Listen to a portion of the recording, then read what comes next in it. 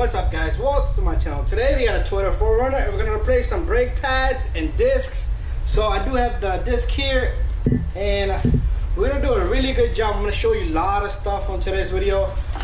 We got brake pads. Customer bought his own stuff and extreme. If you want to get these brakes, it's all up to you. But tools you're gonna need is number 12. You're gonna need a little punch. It looks like that. There's these pins. Gonna need a needle nose, which I forgot to get, and a 17mm socket, and some power tools, and you need a hook to hook up your caliper as we remove this caliper. So let this guy job going really quick.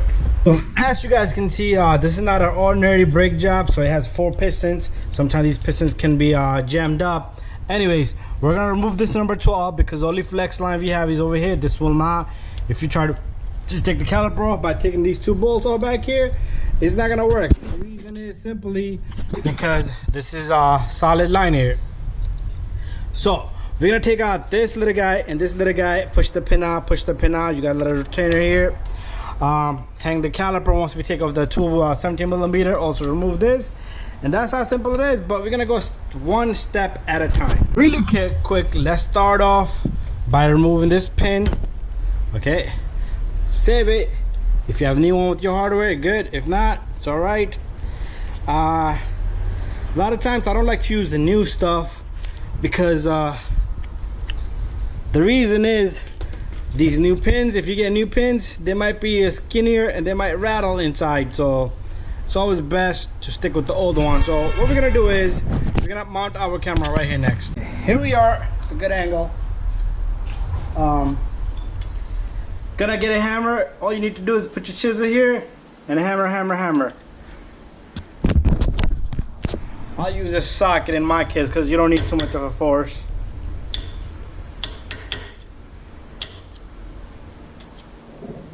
Oh, I'm going crazy. Okay, it's gotta go this way. I'm sorry, guys. It's too hot today. Same thing down here. It's almost 110 degrees out here today. Can't put the fan on because then you won't be able to hear it. That's how far this is gonna go. But after that, you can simply just put your chisel here, your punch. Keep saying chisel, your punch. Chisel is sharp. But anyways, this comes off. What you want to do is you want to clean the heck out of this if you like, but no problem. Top, bottom should be same. Okay, now also pull out this little guy right here. So what we want to do is we want to compress these pistons before anything, okay? Unless you have you could use 2 C-clamps if you remove it completely at the same time, compress them. Or I'm going to show you a little trick today. Okay, next step, what you want to do is you want to get a flathead screwdriver, or you could use a pry bar, but I like flathead screwdriver because they got a sharper nose. So what we want to do here is you want to push outward. We want to do it now because you don't want to wait for the new ones. You don't want to do this. You don't want to push against the new disc.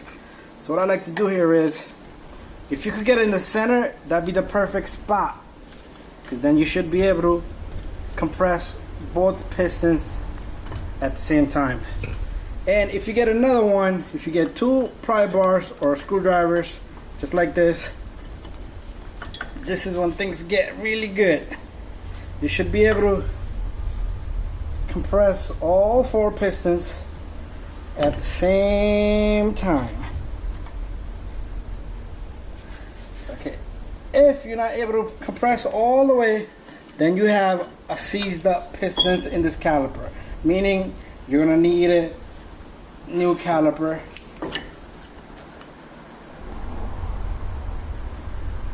Okay, I'm gonna leave it right there. I think that's good enough. Perfect. Pull out your brake pads. Okay, there you go. Alright, we're gonna move up a little bit this way. Let's put up our camera. We want to remove this 12 here. Sometimes this 12mm will be seized up, so be careful. And you also got your brake sensor ABS sensor connected to it. Just squeeze and get this little guy out of the way because you don't want to break that. This caliper is going to be hanging up over here. Pretty much more than halfway done. And what you want to do next is you want to remove the 2 bolts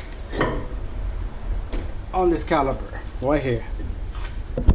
Okay, so next what we're going to do is take our impact gun.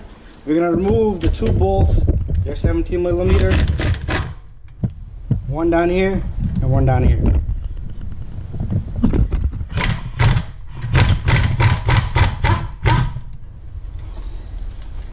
Okay. See that? Our caliper is moving around already. This comes out 17 millimeter, and the other one seems like it has too much load on it, but I should be able to take that one off by hand. It's loose mostly. It's coming out.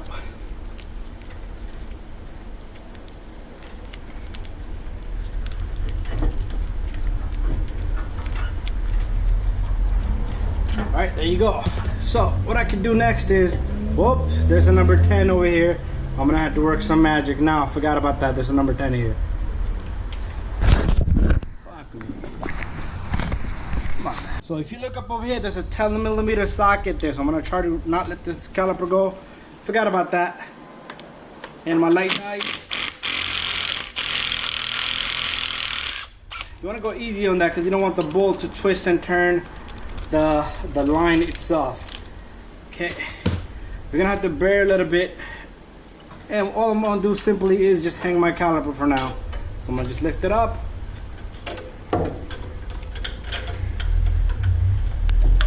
and just hang it. Okay guys, so there was a 10 millimeter that's connected here. Make sure you take that off because you don't want to do that like I did. I messed up a little bit. It's all good. So now what we're gonna do is we're gonna take off this disc. It's really heavy, so be careful. So once we have our disc removed, what you want to do is you want to really good clean all the dirt, debris from over here. If you don't do that, you're gonna have a problem. Your car is probably gonna shake when braking. Maybe you didn't have that shake before, so if that's the reason why you're changing, if your brakes are shaking every time you hit the brake pedal, it's because maybe one of this little dust, corrosion, little flake of rust got stuck right behind that disc. So anything is possible that it wasn't there before, but now it's shaking. So you do want to make sure it doesn't have to be shiny clean. I see a lot of people buffing it. You can do that with a buffer, air buffer, but wire brush. If it looks really crusty, rusted, then you do want to go a little bit bananas. Also clean out where this caliper is gonna sit, and also where, just a minor, okay, you don't have to go crazy like I said. Also you could give it a little brush where your brake pads are gonna sit. And after that, take your cleaner. This is just a brake cleaner.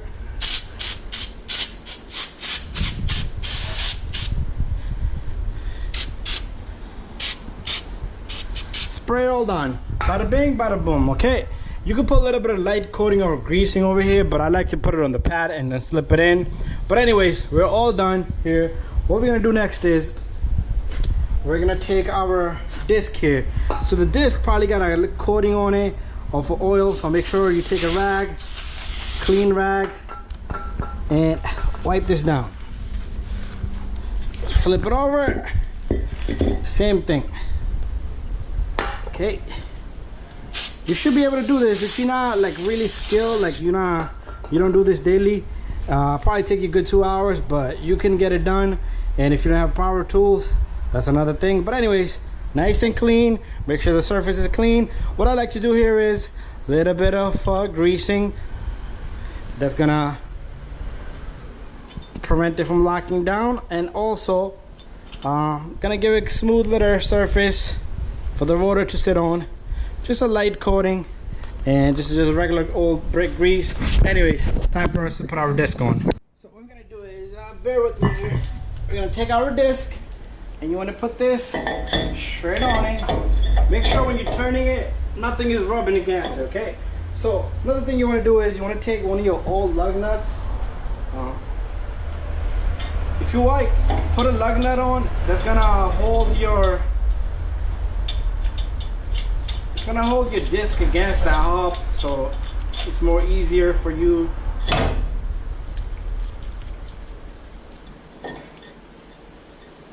to put the caliper on. Nice and flush. Anyways, let's continue. Next step is you're gonna manage to bring the caliper down, and make sure your brake line is not twisted up crazy. So make sure it's nice and smooth, and you don't want to yank on it. And this thing should be able to sit there very easy. So bear with me here. I am going to try to get the bolts in, and then I'm going to torque these, and then I will give you torque specs at the end of the video. So it's only 2 bolts that you're torquing. These you can just hand tighten, and we're going to be right back. Let me get my torque wrench. So just the part you're not going to see me do torquing these guys, but I will give you a torque spec at the end of the video. So if you want that information, make sure you go to the end of the video. So we'll be right back. So this caliper is locked in, okay? And then you could turn, nothing should be hitting. And right now my disc is not straight because it's not locked in. So what we're gonna do next is we're gonna take our number 12 and we're gonna lock this guy up right up here. So make sure you put this guy in, and a 12mm bolt.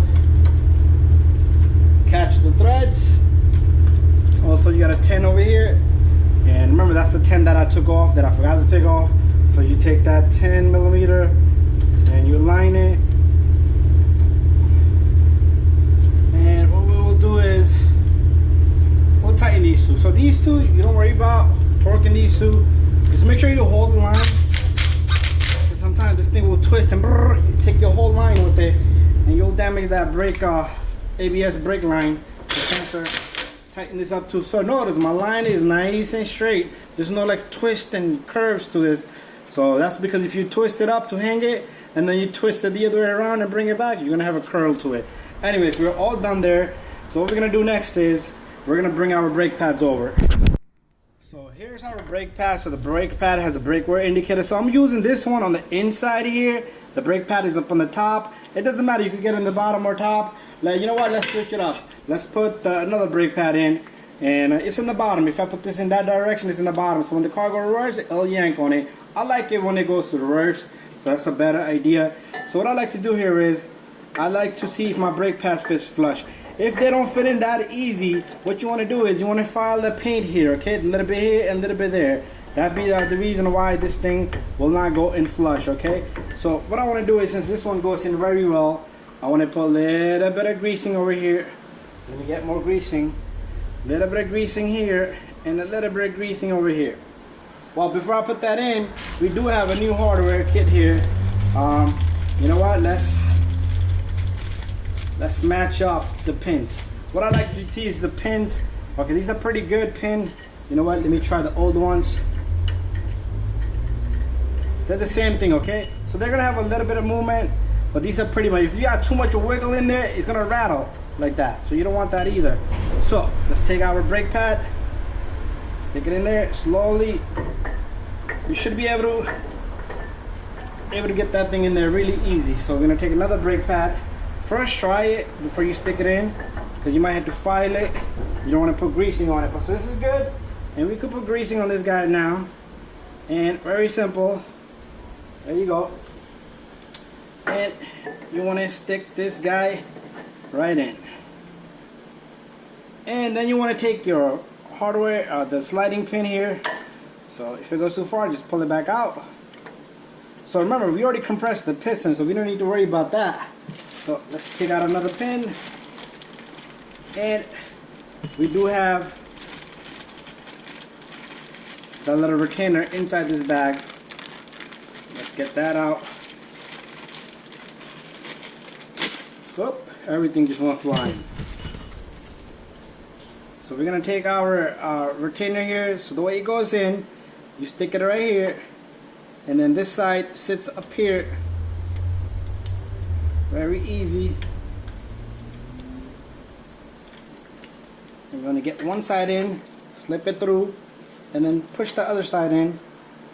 and get that side to go right through, and then you might have to tap it a bit and move it around a bit because we already got a force on this. So take this little guy, don't put it in the bottom, okay? Try to face it. Sorry about that. Let me see if my camera is capturing all this. Alright, so we're gonna turn this guy because the hole is behind. Okay, so what I like to do is stick this guy right in and then just push it a little bit in. And this little guy goes up here. You're all done, my friends. You're all done. That's how simple it is to do brake job on this Sequoia. If you have a 4Runner Sequoia, I'm sorry, this is a 4Runner. If you have a Sequoia, any brake system that's set up this way, and 4 pistons. And thank you for watching, and I'm gonna give you torque specs just about now. You'll see this number appear on the, that's only for the 2 bolts back there. And you're not removing these little guys right here. So anyways, turn your disc. There should be no noise. You take a test drive, make sure you pump the brakes before you start up the engine. Anyways, let me show you guys a complete up close view of this guy. A lot of lighting over here, so make sure your line is nice and straight and everything looks good. Anyways, thank you for watching. See you guys in the next one.